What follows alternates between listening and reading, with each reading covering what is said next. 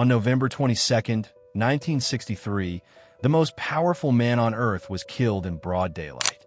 Not in a war zone, not on a battlefield, but on an open street, in front of cameras, in front of witnesses, in front of the world. Within hours, Americans were told the case was solved. One man, one rifle, one motive. And yet, more than 60 years later, millions still ask the same question. Do we ever really get the truth? Because when you slow this story down, when you look at the timelines, the witnesses, the evidence, and the silences, something doesn't sit right. This is not a conspiracy story. This is a story about what we know versus what we were told. This is the assassination of John F. Kennedy. And we're going to climb it. And the moon and the planets are there. And new hopes for knowledge and peace are there.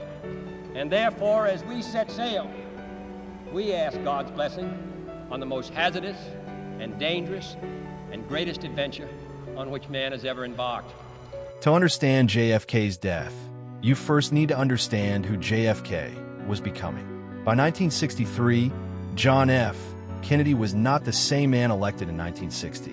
He had survived the Bay of Pigs disaster, a near-nuclear war during the Cuban Missile Crisis, growing hostility from the CIA, rising tension with the military establishment.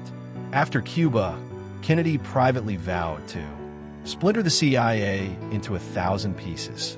He was also moving toward reducing U.S. involvement in Vietnam, opening back-channel communication with the Soviet Union, exploring détente instead of escalation. To some, JFK was a symbol of hope. To others, he was becoming a liability. And Dallas, Texas, was not friendly territory.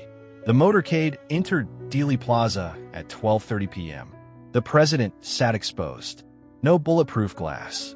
No military escort. As the limousine passed the Texas School Book Depository, shots rang out. Officially, 3 shots were fired. All shots came from behind from the 6th-floor window. JFK was struck. Governor John Connally was wounded. The car sped away. Within minutes, chaos consumed Dallas. But here's where the story starts to fracture. Less than 90 minutes later, police arrested Harvey Oswald, a former Marine, a defector to the Soviet Union, a man with strange political views. The narrative locked in fast. Oswald was the assassin. But Oswald himself said something chilling. "I'm just a patsy."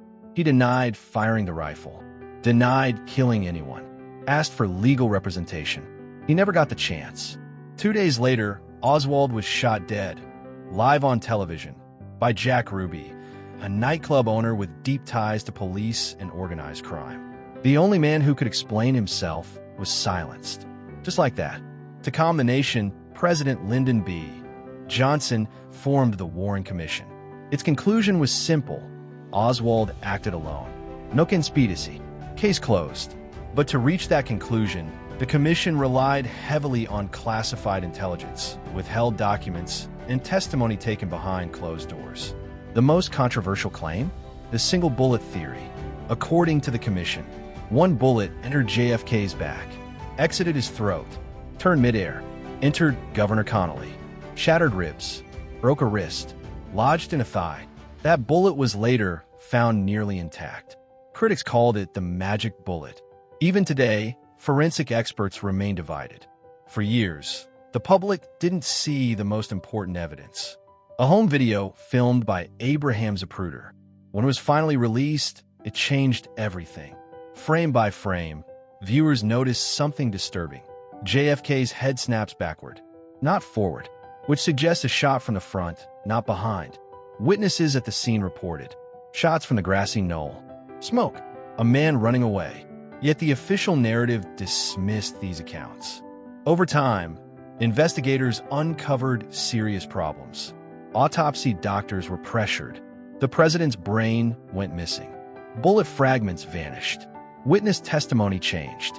Medical professionals later admitted they were instructed what to say. Certain observations were ignored. Even JFK's body was removed from Texas illegally, violating state law. Why the rush? Why the control? This is where historians slow down. Not to accuse, but to ask questions. Who benefited from JFK's death? The Vietnam War escalated immediately. Defense spending exploded. CIA power expanded. Cold War tensions intensified. Kennedy's plans died with him. That doesn't prove conspiracy, but it raises uncomfortable questions. In 1979, Congress reopened the case. Their conclusion? JFK was probably assassinated as a result of a conspiracy. Not proven, not fully identified. But the lone gunman story was officially shaken. Still, no one was charged. No one held accountable. Thousands of JFK-related documents remain classified, even today. Presidents from both parties promised full release, and then delayed. And delayed again, biff, there's nothing to hide. Why hide it? John F. Kennedy died on a sunny afternoon in Dallas. We were given answers quickly, too quickly, and over time, those answers cracked. The truth may not be a single theory. It may be something worse, that we will never fully know. Because some stories aren't buried by accident. They're buried because too many powerful people prefer them that way. This was the assassination of JFK. One of the stories they buried,